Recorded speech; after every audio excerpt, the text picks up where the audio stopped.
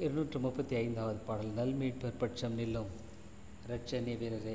235வது பாடல் 235.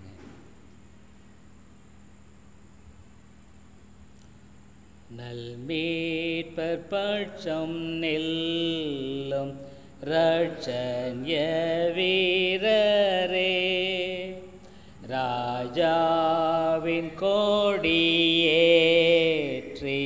போராட்டம் பண்ணுமே, சேனாதிபதி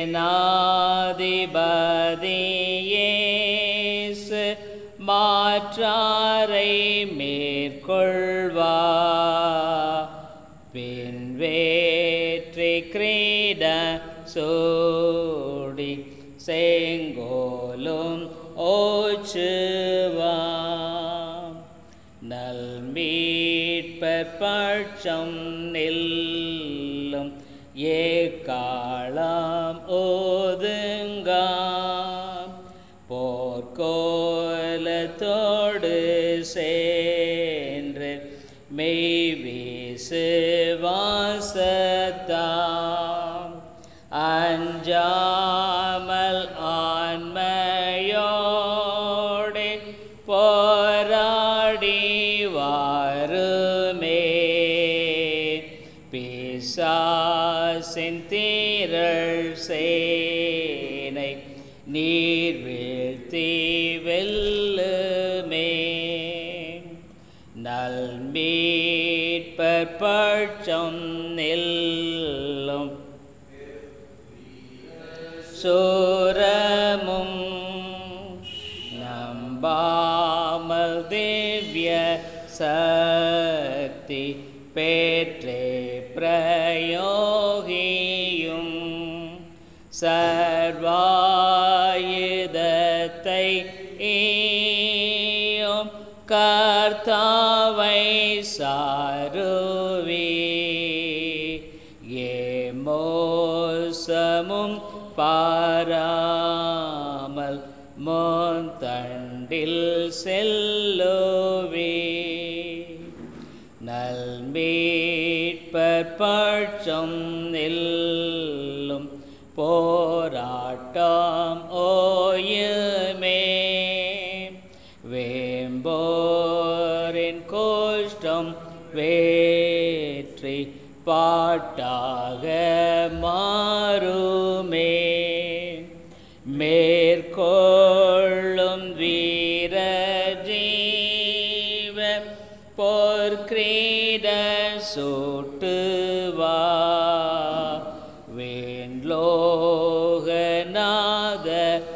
வேண்லோகநாதரோடே வீற்றர சாளுவா.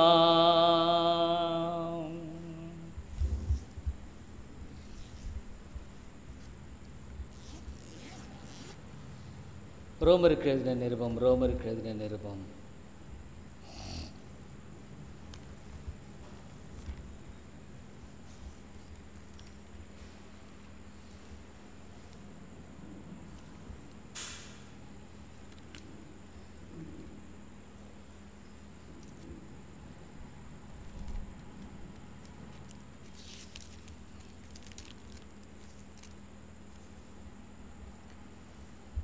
15வது அதிகாரம். ரோமர் 15வது அதிகாரம்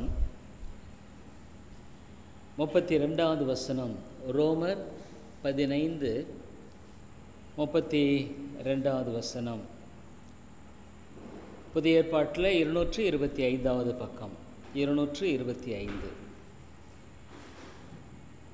நீங்கள் தேவனை நோக்கி செய்யும் ஜெபங்களில் நான் போராடுவது போல நீங்களும் என்னோடே கூட போராட வேண்டும் என்று நம்முடைய கர்த்தராகிய இயேசு கிறிஸ்துவின் நிமித்தமும் ஆவியானுடைய அன்பின் நிமித்தமும் உங்களை வேண்டிக் கொள்கிறேன்.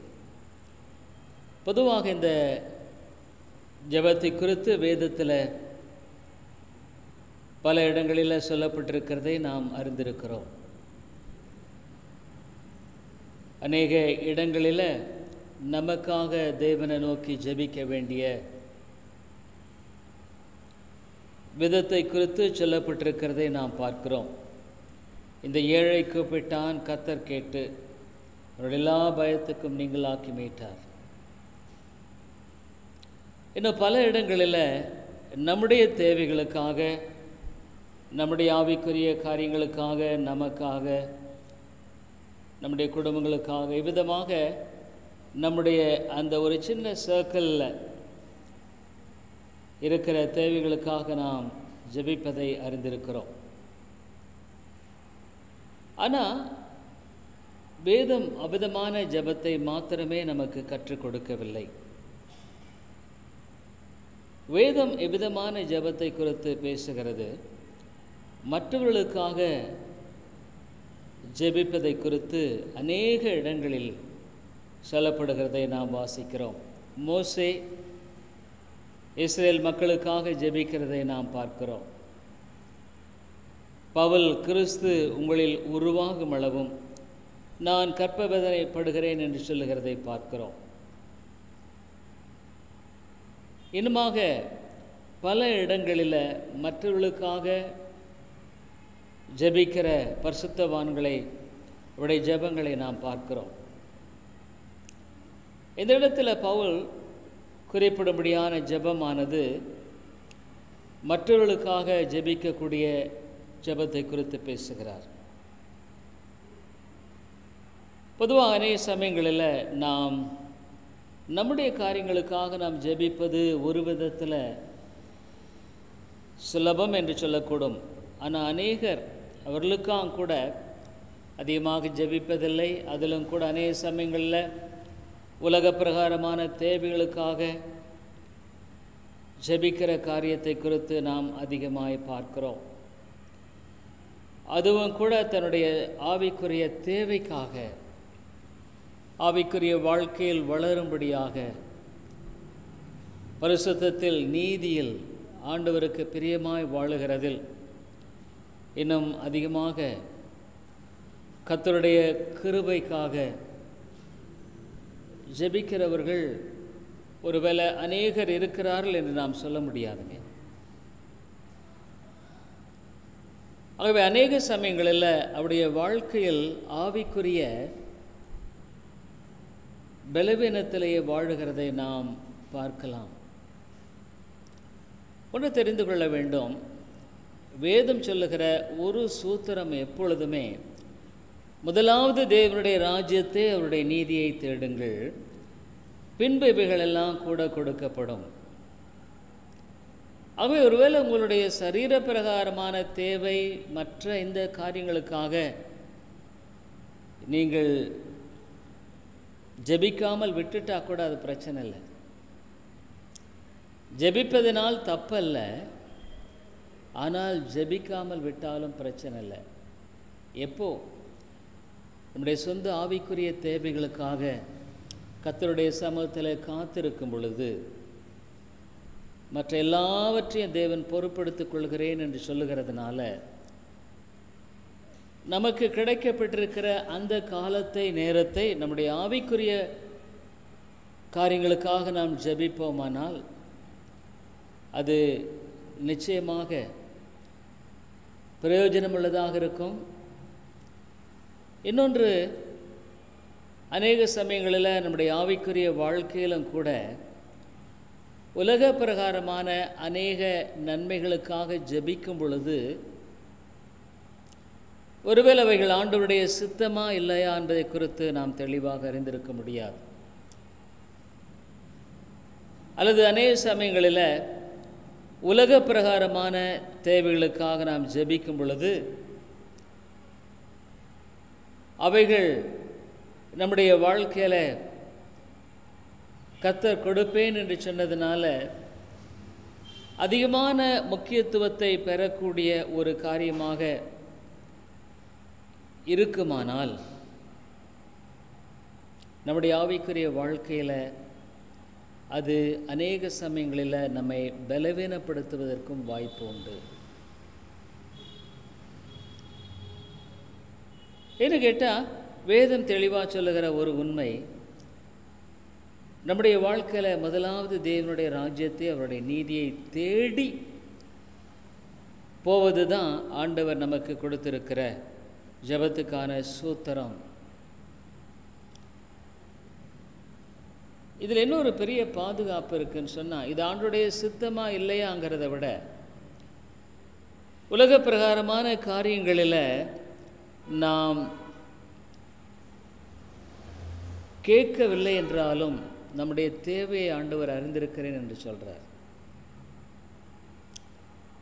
கேட்கலன்னா கூட உங்களுடைய தேவை உங்களுக்கு என்னது என்று நான் அறிந்திருக்கிறேன்னு சொல்கிறார். இந்த ஞானமுள்ள தேவன், கிருபையுள்ள தேவன், நாம் ஆண்டவரை நேசிப்பதிலும் அவருடைய காரியங்களில் நாம் முக்கியப்படுத்தி ஜெபிப்பதிலும் அல்ல நாட்டம் கொள்வதிலும் இருக்கும் பொழுது கர்த்தருக்கு அது பிரியமான காரியமாய் காணப்படுவதனால் நம்முடைய ஆவிக்குரிய வாழ்க்கையில் கர்த்தர் நமக்கு நன்மையை கொடுக்கிறது மாத்திரமல்ல, உலக பிரகாரமான காரியங்களில் நிச்சயமாக நமக்கு எது தேவையோ அதை தருகிறவராகவே இருக்கிறார். ஆகவே நன்கு ஜெபித்த அல்லது ஜெபிக்க அறிந்த ஒரு மனுஷன் யாருன்னா, முதலாவது தேவனுடைய ராஜ்யத்தை, அவருடைய நீதியை, மற்றவர்களுக்காக ஜெபிக்கிறதை, அவருடைய காரியங்களுக்காக ஜெபிக்கிறதை பிரதானமாக கொண்டிருக்கும் பொழுது கர்த்தர் அதில் பிரியமுள்ளவராக இருக்கிறார். இந்த இடத்துல பவுல் சொல்கிறாரு, நீங்கள் தேவனை நோக்கி செய்யும் ஜெபங்களில் நான் போராடுவது போல. பவுல் எந்த இடத்துலையுமே தன்னுடைய சொந்த தேவைகளுக்காக ஜெபித்ததாக நாம் பார்க்கலைங்க. அதாவது தன்னுடைய சொந்த சரீர மற்ற தேவைகளுக்காக ஜெபித்த காரியத்தை குறித்து நாம் வேதத்தில் எங்கேயுமே பார்க்கிறதாக எனக்கு நினைவில்லை. பிலிப்பியருக்கு எழுதும் பொழுது கூட அவர் விதமாக தான் பேசுகிறாரே ஒழிய தன்னுடைய தேவைகளை கர்த்தர் அறிந்து அனுப்புகிறதை குறித்து பேசுகிறாரே ஒழிய தன்னுடைய தேவைகளுக்காக ஆண்டவரிடத்தில் அவர் ஜெபித்ததாக தெரியல. அதற்குரிய பலனை அந்த மக்கள் பெற்றுக்கொள்ளும்படியாகத்தான் அவர் விரும்பினாரே ஒழிய தன்னுடைய தேவைகளுக்காக அவர் ஒரு காலம் தேவனை நோக்கி பார்த்து, ஆண்டவரே எனக்கு இதை கொடும் அதை கொடும் என்று கேட்பதாக நாம் பார்க்க முடிவதில்லை. பிலிப்பியருக்கு எழுதின நிருபத்தில் பிலிப்பு பட்டணத்து மக்கள் அவருக்கு தேவையானவைகளை கொண்டு வந்து கொடுக்கிறதை நாம் பார்க்கிறோம்.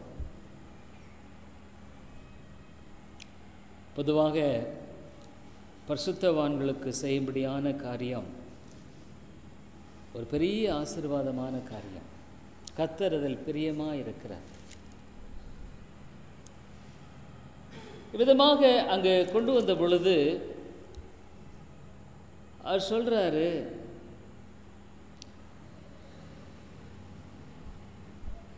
பிலிப்பியர் 4வது அதிகாரத்தில் இங்கு அவர் சொல்லும்படியான காரியத்தை குறித்து 16வது வசனத்தில், நான் தெசலோனிக்கேயில் இருந்தபோதும் என் குறைச்சலை நீக்கும்படி நீங்கள் 2 தரம் அனுப்பினீர்கள். உபகாரத்தை நான் நாடாமல் உங்கள் கணக்குக்கு பலன் பெருகும்படியே நாடுகிறேன். அவருடைய கன்சர்ன் எப்படி இருந்ததுன்னா, பரவாயில்ல, என்னுடைய தேவைகள் எல்லாம் ஆண்டவர் சந்திச்சிட்டாரு, அது எனக்கு போதும். அப்படி அவர் சொல்ல, எனக்கு நீங்கள் கொடுத்ததற்குரிய நன்மையை கர்த்தர் உங்களுக்கு கொடுக்க வேண்டும் என்பதை குறித்து நான் கருத்துள்ளவனாக இருக்கிறேன். 15வது வசனத்தில், எல்லாம் எனக்கு கிடைத்தது, பரிபூர்ணமும் உண்டாயிருக்கிறது. உங்களால் அனுப்பப்பட்டவர்களை சுகந்த வாசனையும் தேவனுக்கு பிரியமான உகந்த பலியுமாக எப்பாப்பிராத்தீத்துவின் கையில் வர பற்றி கொண்டபடியால் நான் திருப்தி அடைந்திருக்கிறேன். பவுல் சொல்றாரு, இந்த காரியங்களை கர்த்தர் அனுப்பினார். உங்கள் மூலமாக அதில் நான் திருப்தியாக இருக்கிறேன். என் தேவன் தம்முடைய ஐஸ்வரியத்தின்படி உங்கள் குறைவையெல்லாம் கிறிஸ்து இயேசுவுக்குள் மகிமையிலே நிறைவாக்குவார். ஆகவே ஒரு கிறிஸ்தவன் தன்னுடைய ஜெபத்தினுடைய ப்ரொபோர்ஷனை பார்க்கும் பொழுது, அதாவது எந்தளவுக்கு தன்னுடைய காரியங்களுக்காக ஜெபிக்கிறது, எந்தளவுக்கு அவருடைய ராஜ்யத்துக்காக, அவருடைய காரியங்களுக்காக, அவருடைய பணிகளுக்காக, அவருடைய அந்த பாரத்தை உணர்ந்து மற்றவர்களுக்காக ஜெபிக்கிற காரியங்கள், விதமான காரியங்களில் நாம் ஜெபிக்க பழகி இருக்கிறோமோ, அந்த அளவுக்கு நம்முடைய வாழ்க்கையில் கர்த்தர் பிரியமுள்ளவராக இருக்கிறது மாத்திரமல்ல, நம்முடைய தேவைகளை கர்த்தரை தேடுவர்களுக்கு ஒரு நன்மையும் குறைவிடாது. அது அநேக பரிசுத்தவானுடைய வாழ்க்கையில் நாம் பார்க்கும் பொழுது, எண்ணத்தை உண்போம், எண்ணத்தை உடுப்போம், எண்ணத்தை புசிப்போம் என்று அவர்கள் கவலைப்படவே இல்லைங்க. கூலியால் வேலைக்கு, வேலையால் கூலிக்கு பாத்திரனாக இருக்கிறான். அவ இந்த ரோமருக்கு எழுதின நிருபத்தில் கூட பவுல் அந்த 15வது அதிகாரத்தில் மற்றவர்களுக்காக போராடுகிறதை பார்க்கிறோம். ஒரு சபையில் மற்றவர்களுக்காக போராடுகிற மக்கள் இருப்பது மிகப்பெரிய ஒரு சிலாக்கியமான காரியம். என்ன கேட்டால், பொதுவாக நாம் சுயநலம் உள்ளவர்களாக நம்முடைய வாழ்க்கையில் நமக்கு ஆண்டவர் செய்யும்படியான காரியங்களில் நாம் திருப்தியுள்ளவர்களாக இருக்கும் பொழுது, நாம் ஆவிக்குரிய வாழ்க்கையில் பலவீனமடைய வாய்ப்புண்டுங்க. இந்த ப்ரொபோர்ஷன் எந்த அளவுக்கு நம்முடைய காரியங்களுக்காக நாம் பாரமுள்ளவர்களாய் காணப்படுகிறோமோ, அதை விட இன்னொரு மடங்கு அதிகம் ஊழியங்களுக்காக, ஊழிய காரியங்களுக்காக, ஊழியங்களுடைய காரியங்களில் கர்த்தர் தம்முடைய நாமத்தை மகிமைப்படுத்தும்படியாக ஜெபிக்கிற மக்கள். பவுல் இந்த இடத்துல அதை தான் பேசுகிறார். ஊழியங்களுக்காக, ஊழியத்தின் காரியங்களுக்காக நான் போராடி ஜெபிக்கிறேன் என்று சொல்கிறார். இன்றைய தேவை அதுதாங்க. கர்த்தர் அவ்விதமான மக்களை நோக்கி பார்க்கிறார். தனக்காக நீங்கள் ஒருவேளை உங்களுக்காக நீங்கள் ஒரு 2 மணி நேரம் ஜெபம் பண்ணால் கூட கர்த்தர் அதில் அவ்வளோ திருப்தியாக இருப்பார் என்று நீங்கள் நினைக்க முடியாது. திறப்பில் நிற்கிற ஒருவனையும் காணோம். மற்றவர்களுக்காக, மற்ற பாரங்களுக்காக, ஆத்துமாக்களுக்காக ஜெபிக்கிற மக்கள் தேவை. நான் நினைக்கிறேன், ஜெபம் என்பது கர்த்தர் பரலோக ராஜ்யத்தில் அந்த விதமான ஜெபங்களைத்தான் தூபமாக அவருடைய சமூகத்தில் வைக்கிறார் என்று நான் நம்புகிறேன். பொதுவாக தன்னுடைய சரீர தேவைகள், இந்த காரியங்களுக்காக செய்யும்படியான ஜெபத்தை அவர் அவ்வளவாக அதை பத்திரப்படுத்தி செய்யும்படியான காரியமாக இருக்கும் என்று நான் எண்ணி பார்க்கல. ஏன்னா மற்றவர்களுக்காக ஜெபிக்கிற ஜெபத்தில் தியாகம் இருக்கிறது, பலி இருக்கிறது, கர்த்தருக்கு உகந்த வாசனையான காரியத்தை செய்கிற காரியமாக இருக்கிறது. ஆகவே அந்த ஜெபம் கர்த்தருடைய சமூகத்தில் பாதுகாக்கப்படுகிறது. இல்லை நமக்காக எவ்வளோ நேரம் ஜெபம் பண்ணால் கூட அது பரலோக ராஜ்யத்தில் ஜெபம் இருக்கும் என்று நான் நினைக்கவில்லை. ஏன்னா வெளிப்படுத்தின விசேஷத்தில் நம்ம பார்க்குறோம், இது ஒரு பலிக்கு உகந்த ஒரு ஜெபம் என்று நாம் பார்க்குறோம். ஏன்னு கேட்டால் வெளிப்படுத்தின விசேஷத்தில் ஆண்டவர் இங்கு 2 இடத்துல நான் ஏற்கனவே உங்களுக்கு காமித்திருக்கிறேன். கர்த்தர் அங்கு பரிசுத்தவான்களுடைய ஜெபத்தை தூபமாக அவர்களுக்கு அங்கு இடப்படுகிறதை குறித்து நாம் பார்க்கிறோம்.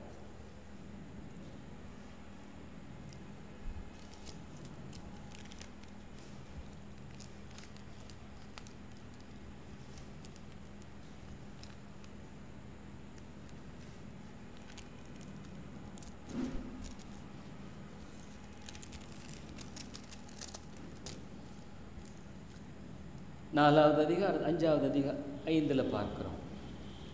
அந்த புஸ்தகத்தை அவர் வாங்கின போது அவர் அந்த 4 ஜீவன்களும் 24 மூப்பர்களும் தங்கள் தங்கள் சுரமண்டலங்களையும் பரிசுத்தவான்களுடைய ஜெபங்களாகிய தூப வர்க்கத்தால் நிறைந்த பொற்கலசங்களையும் பிடித்து கொண்டு ஆட்டுக்குட்டியானோருக்கன்பாய் வணக்கமாய் விழுந்து என்று பார்க்கிறோம். இந்த ஜெபங்கள் பொற்கலசத்தில் அங்கு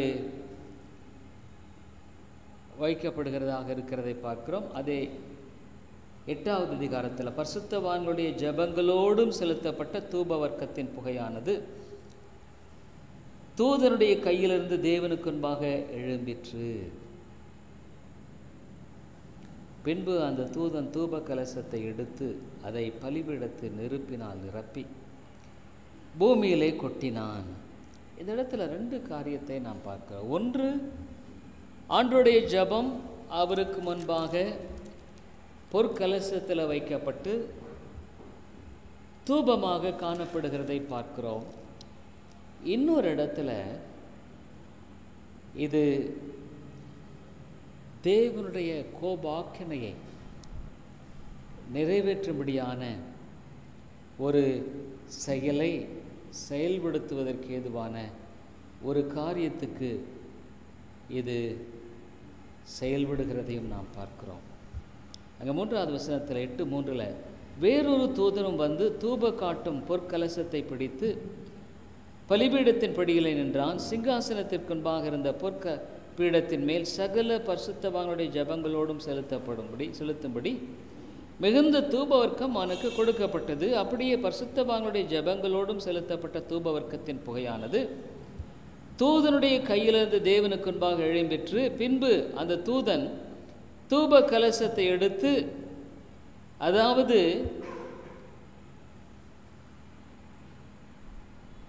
தூப கலசத்தை எடுத்து அதை பலிபீடத்து நெருப்பினால் நிரப்பி பூமியிலே கொட்டினான். ஒருவேளை இங்கே இது வித்தியாசமானது என்று நான் யோசிக்கிறேன். ஏன்னு கேட்டால், பரிசுத்தவான்களுடைய ஜெபம் பொற்கலசத்தில் பிடிக்கப்பட்டது. ஆனால் கோபாக்கினை செலுத்தப்படும் பொழுது அது கர்த்தருக்குன்பாக எழும்பிற்று. பின்புன்னு பார்க்குறோம் 5வது வசனத்தில். பின்பு அந்த தூதன் தூப கலசத்தை எடுத்து, இது அந்த பொற்கலசத்தை எடுத்துன்னு நம்ம பார்க்கல, அதை பலிபீடத்து நெருப்பினால் நிரப்பி பூமியிலே கொட்டினான். ஆகவே இந்த ஜெபம் அங்கு பூமியின் மேல் கொட்டப்பட்டதற்கு உரிய காரியமாக நாம் பார்க்கலாம். ஆனால் ஒன்று பார்க்கிறோம், கர்த்தர் இதை சுகந்த வாசனையாக அவருக்கு முன்பாக தூப வர்க்கமாய் செலுத்தப்படுகிறதை பார்க்கிறோம். அப்படியே இந்த உலகத்தில் நாம் செய்யும்படியான இந்த ஜெபம் தேவனுடைய சமூகத்தில் எட்டுகிறது என்று சொன்னால் அது எவ்வளோ விலையேற பெற்றது பாருங்கள், எவ்வளோ விலையேற பெற்றது பாருங்கள். அது ஒரு சாதாரணமான காரியம் அல்ல. என்று கேட்டால், இந்த உலகத்தில் நீங்கள் மெய்யாலுமே பார்ப்பீர்களானால் ஜெபிக்கிறவர்கள் ரொம்ப குறைவுங்க. மெய்யான ஜெபம் வாழ்க்கையை கொண்டிருக்கிறவர்கள் ரொம்ப குறைவு. இப்படி ஒருவேளை ஒரு சிலர் ஜெபிக்க முடியாய் பிரயாசப்பட்டாலும் சாத்தான் விடுகிறதில்லை. அநேக சமயங்களில் அவ்விதமான ஜெபங்களும் கூட ஒரு சுயநலத்துக்குரிய காரியங்களினால் காணப்படுகிறதாகவே காணப்படுகிறது. ஆனால் நான் ஏற்கனவே சொன்ன வண்ணமாக சுயநலத்துக்குரிய ஜெபத்துக்கு இதில் பங்கு இருக்கிறதாக நான் நினைக்கவில்லை. ஏன்னா மற்றவர்களுக்காக ஜெபிக்கிற ஜெபத்தில் அங்கு தியாகம் இருக்கிறது. அதாவது தன்னுடைய தேவைகளுக்கு மேலாக மற்றவருடைய தேவைகளை உணர்ந்து காணப்படுகிற காரியம். சொல்லப்போனால் அதில் அகாப்பே அன்பு வெளிப்படுகிறது. ஆண்டவராகிய இயேசு தனக்கானவைகளில் பிறருக்கானவைகளை நோக்கிறதை பார்க்கிறோம். அகாப்பே அன்பு எப்பொழுதும் தன்னுடைய காரியங்களை அல்ல, மற்றவர்களுக்காக செய்கிறதாய் காணப்படுகிறது. பவுல் இந்த இடத்துல அவிதமான ஜெபத்தை தான் சொல்கிறார். ஆனால் ஏன் இப்படி சொல்கிறாரு? போராடுவது போல ஏன் சொல்லணும்?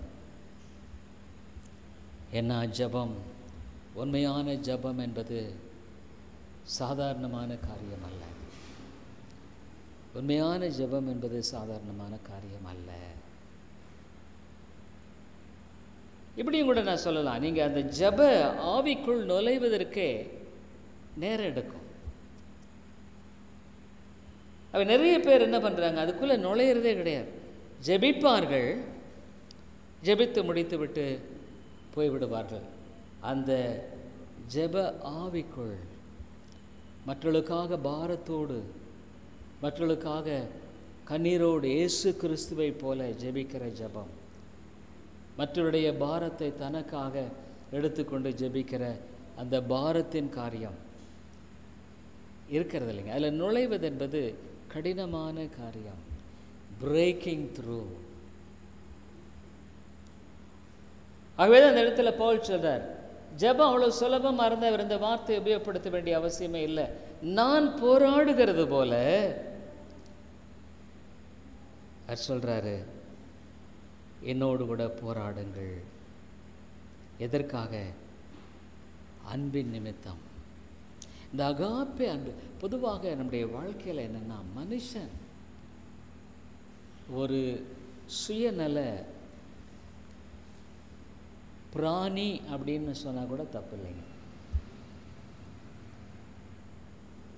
மனுஷன் சுயநலத்தினால நிரம்பின ஒருவர். எனக்கு என்னுடைய காரியம், என்னுடைய குடும்பம். அநேக சமயங்களில் அவன் தன்னை அர்ப்பணிப்பதும் தன்னை தியாகமாக ஒப்பு கொடுப்பதும் ஆண்டவருடைய காரியங்களுக்காக அவன் ஒரு பிரயோஜனமான பாத்திரமாய் காணப்பட வேண்டும் என்ற விதமான சிந்தையும் அவனில் அதிகமாக இருக்கிறது இல்லைங்க. என்ன பண்ணுறான், ஏன் எனக்கு இதெல்லாம் தேவை?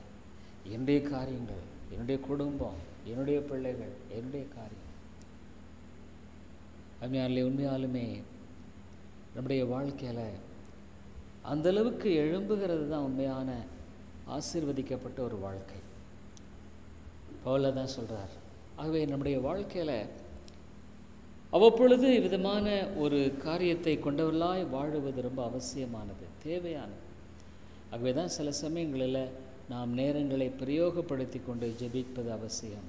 வாழ்க்கையின் பல காரியங்கள் மத்தியில் ஜெபிக்க வேண்டியது அவசியம். விதமான ஜெப கூட்டங்களில் பாரத்தோடு ஜெபிக்கிறது, அவருடைய சமூகத்தில் வேண்டிக் கொள்கிறது ரொம்ப அவசியங்க, ரொம்ப தேவை. இன்றைக்கி சபைக்கு தேவை அதுதாங்க. ஜெபிக்கிற மக்கள், போராடுகிற மக்கள், அன்பு இருக்கும் பொழுது தான் இது வருங்க. சொல்லப்போனால் ஜெப ஆவிக்கும் அன்புக்கும் ரொம்ப சம்பந்தம் இருக்குது. ஜெப ஆவி என்பது மற்றவர்களுக்காக ஜெபிக்கிற அந்த ஜெப பாரம், அதில் தியாகம் உண்டு. அதில் தங்களை அங்கு அவர்கள் விட்டு கொடுத்து மற்றவர்களுக்காக பாரப்படுகிற காரியம். ஆகவே அன்பின் நிமித்தம் நான் வேண்டிக் கொள்கிறேன். நம்முடைய வாழ்க்கையில் அந்த வாழ்க்கை நமக்கு தேவைங்க. இதுதான் தேவை.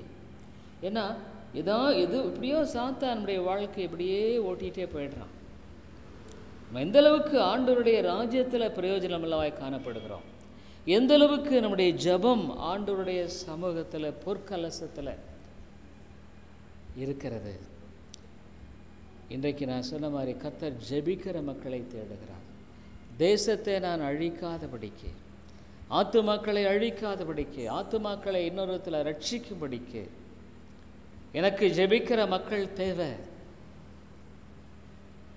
ஆகவே நான் சொல்கிறேன், தேசத்தை அழிக்காதபடிக்கு திறப்பில் நிற்கிற ஒருவனை தேடினேன், ஆனாலும் நான் ஒருவனையும் காணோம். கர்த்தர் ஏமாற்றமடைகிறார். காட் டிஸப்பாயிண்ட்ஸ். ஒரு நம்முடைய வாழ்க்கையை பார்த்து ஆண்டவர் பரவாயில்ல அப்படின்னு நினைப்பாரா? இல்லை, நம்முடைய வாழ்க்கையை பார்த்து அவர் ஏமாற்றமடைகிறாரா? நம்முடைய சபையை பார்த்து ஏமாற்றமடைகிறாரா? யோசித்து பார்க்கணும். ஏன்னா நம்முடைய இரட்சகரும் மீட்பரான இயேசு கிறிஸ்து நம்ம பார்க்குறோங்க, அவர் நமக்கு முன்மாதிரியை வைத்து போனார். வாக்கு கடங்காத பெருமூச்சுகளோடு ஜெபித்ததை பார்க்கிறோம். அவர் கண்ணீரோடு உரத்த சத்தத்தோடு ஜெபிக்கிறதை பார்க்கிறோம். இதெல்லாம் யாருக்காக? மற்றவர்களுக்காக பாரப்பட்டு ஜெபிக்கிற ஜெபம். அந்த ஜெபத்தை கர்த்தர் நமக்கு கொடுக்க வேண்டும். இந்த சபையில் விதமான ஜெபிக்கிற மக்கள் வேண்டும். விதமாக ஜெபிக்கிற ஜெப ஆவி நமக்கு தேவை. ஆகவே நாம் ஜெபிப்போம். நாளை தினத்தை விட காலை மாலை கூட்டங்களில் பரிசுத்த ஆவியானவர் நம்மோடு கூட இருக்க வேண்டும். நம்முடைய வாழ்க்கையை கர்த்தர் ஆசீர்வதிக்க. நான் சொன்ன மாதிரி உங்களுடைய உலக பிரகாரமான காரியங்களுக்காக நீங்கள் ஜெபிக்காமல் போனால் கூட தப்பே இல்லை. சொல்லப்போனால் அது நான் நல்லதுன்னு கூட சொல்வேன். நீ முதலாவது தேவனுடைய காரியங்களுக்காக ஜெபி. அவருடைய காரியங்களை மற்றதை ஆண்டவர் பொறுப்பெடுத்துக் கொள்வார். நிச்சயமாக அவனுடைய வாழ்க்கையில் அவர் சிறக்க செய்வார். ஒழிய கேட்டு தான் செய்யணுன்றதில்லை, நிச்சயமாக அவர் செய்கிறவராகவே இருக்கிறார். ஜெபம் பண்ணுவோம். அன்பின் பிதாவே, நாங்கள் நன்றியோடு உம்மை துதிக்கிறோம். ஆண்டவரே, நம்முடைய அருமையான சமூகத்தில் இந்த நாளிலும் கூட நாங்கள் வந்து ஜெபிக்கும்படியாக எங்களுக்கு கொடுத்த இந்த நல்ல வேளைக்காய் ஸ்தோத்திரம். ஆண்டவரே, பவுல் சுனனமாக ஆவியானுடைய அன்பின் நிமித்தம் வேண்டிக் கொள்கிறேன், கெஞ்சுகிறேன். ஆண்டவரே, மற்றவர்களுக்காக நாங்கள் போராடி ஜெபிக்கிற ஜெபம் ஒன்றே பரலோக ராஜ்யத்தில் பொற்கலசத்தில் பாதுகாக்கப்படும் என்று நாங்கள் நிச்சயித்திருக்கிறோம், அறிந்திருக்கிறோம். எங்களுடைய காரியங்களுக்காக நாங்கள் எவ்வளோ ஜெபிக்கிறோம் ஆண்டவரே. ஆனாலும் அந்த அளவுக்கு ஆண்டவருடைய காரியங்களுக்காக, அவருடைய ராஜ்யத்துக்காக, அவருடைய நாம மகிமைக்காக, ஆத்துமாக்கள் அழிவு நின்று மீட்கப்பட ஆண்டவரே நாங்கள் ஜெபிப்பதில்லை. ஆனால் அவ்விதமான மக்களை அழிக்க முன்பாக நேர் ஜெபிக்கிற மக்களை நோக்கி பார்க்கிறேன். ஆனாலும் கூட நீர் ஏமாற்றம் அடைந்து ஆண்டவரே ஒருவனையும் காணோம் என்று சொல்லுகிறேன்.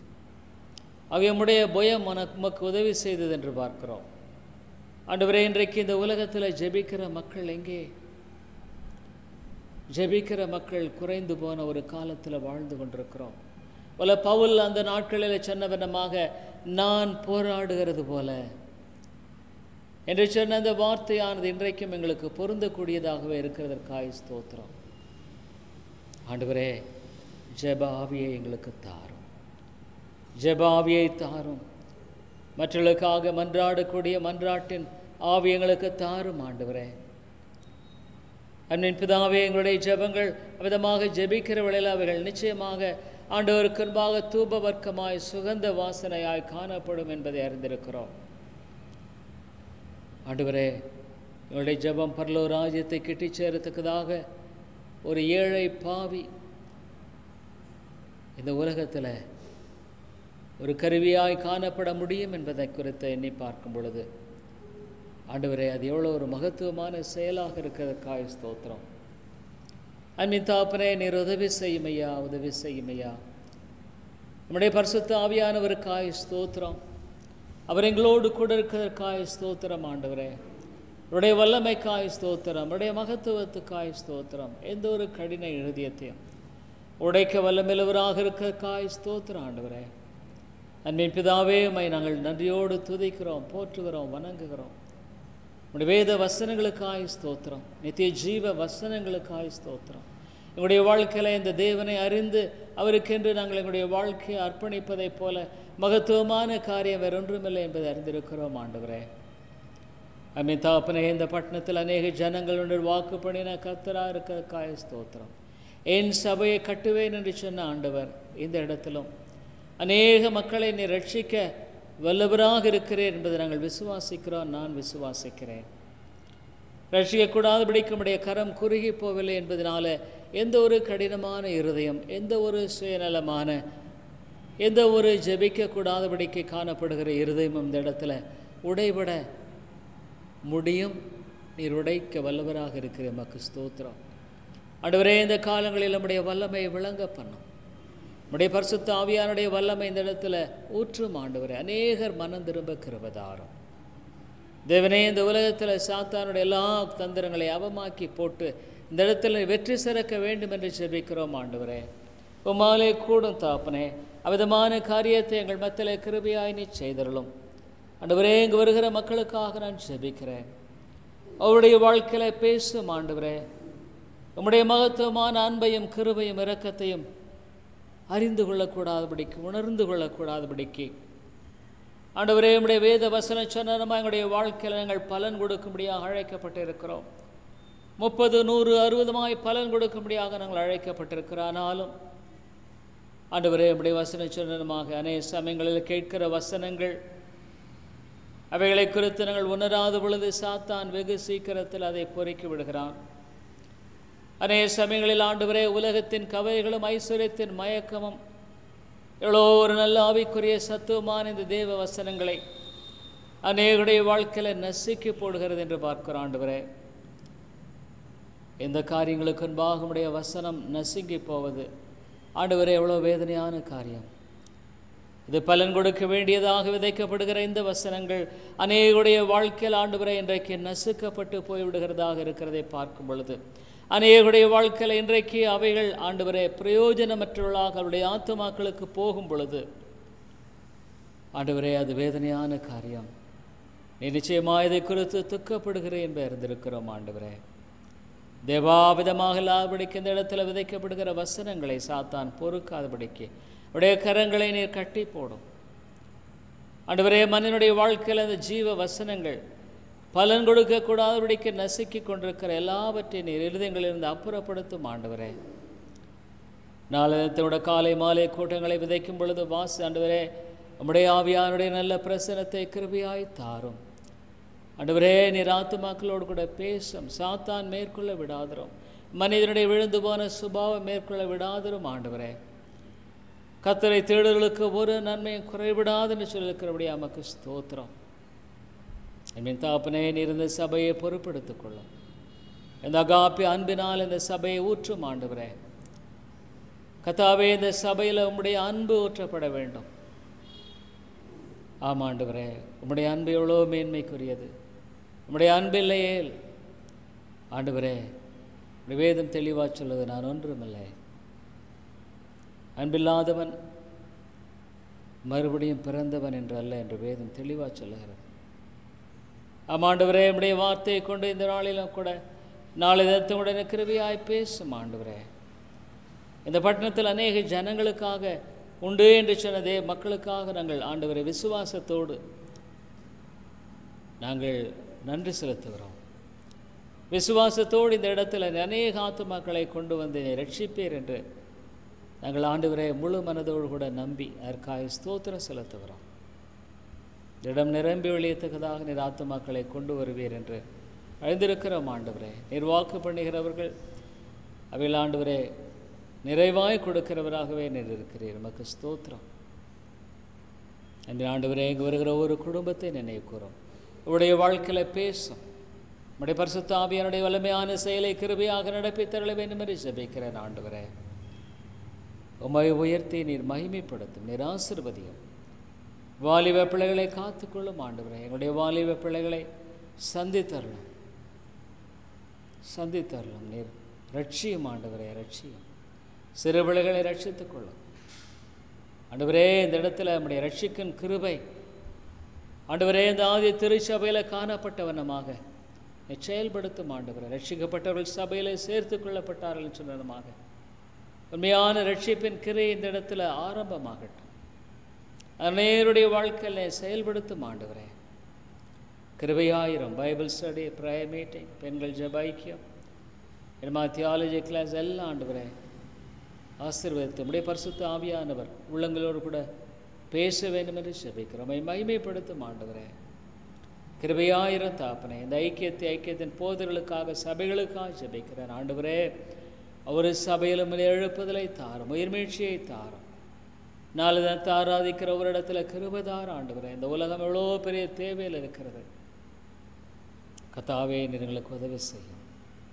அதிகமாக ஜெபிக்க உதவி செய்யும். ஆண்டவரே, கர்த்தாவே, நாங்கள் நன்றி செலுத்துகிறோம். இந்த திங்கட்கிழமை கூட நம்முடைய சமூகத்தில் காத்திருந்து மகிழ்ச்சியாய் ஜெபிக்க நீர் கொடுத்த அந்த அருமையான வேலைக்காய் ஸ்தோத்திரம். விதமான ஜெபங்கள் நிச்சயமாக கர்த்தருடைய பொற்கலசத்தில் இருக்கிறது என்பதை குறித்து தான நிச்சயத்தை நீர் கொடுத்திருக்கிறேன். எமக்கு ஸ்தோத்திரம். ஆண்டவரே, தேவனே, அவ்விதமாக இன்னும் அநேக வேலைகள் எங்களுக்கு நீர் கிருபையாய் கட்டளையிட்டு கர்த்தரை நோக்கி நாங்கள் ஜெபிக்க எங்களுக்கு உதவி செய்யும்.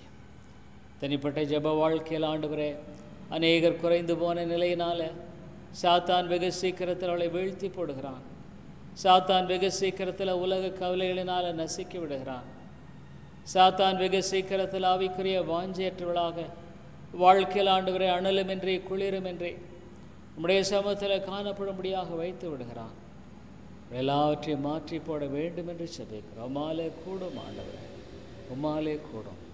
மனுஷனால் கூடாதது, ஆனால் தேவனால் கூடும். ஆண்டவரே, நீர் விதமாய் செய்ய வேண்டும் என்று செபி அவுட்ரீச் ஊழியங்களில் ஆண்டவரே சிறு பிள்ளைகளை ரட்சித்துக் கொள்ளும். அவியானுடைய வல்லமையான செயலுக்காக ஜெபிக்கிறோம். நீர் பேசும் ஆண்டவரே. இன்னுமாக செய்யப்படுகிற எல்லா பணிகள் இந்த மொபைல் ஆப் மூலமாக, இன்னும் இன்டர்நெட் ஆண்டவர் வெப்சைட் மூலமாக நம்முடைய வார்த்தை கேட்டுக்கொண்டிருக்கிற மக்களுக்காக ஜெபிக்கிறோம். தினதியானங்களை வாசிக்கிறவர்களுக்காக ஜெபிக்கிறோம். பேசும் உடைய வார்த்தை வல்லமையுள்ளதாக இருக்கிறபடியால் ஆண்டவரே, நீர் நம்முடைய வார்த்தை கொண்டு ஆத்துமாக்களை ரட்சித்துக் கொள்ளும் ஆண்டவரே. நீர் விடுதலை வெளிச்சத்துக்குள்ளாக நீர் கொண்டு வர வேண்டும் என்று ஜெபிக்கிறோம். மகிமைப்படுத்தும். நீர் ஆசீர்வதித்தருளும். நீர் தொடர்ந்து ஜெபாவியங்களுக்கு தாரும். இயேசுவின் நாமத்தை ஜெபிக்கிறோம் எங்கள் நல்ல பிதாவே, ஆமேன். தொடர்ந்து ஜெபம் பண்ணுவாங்க.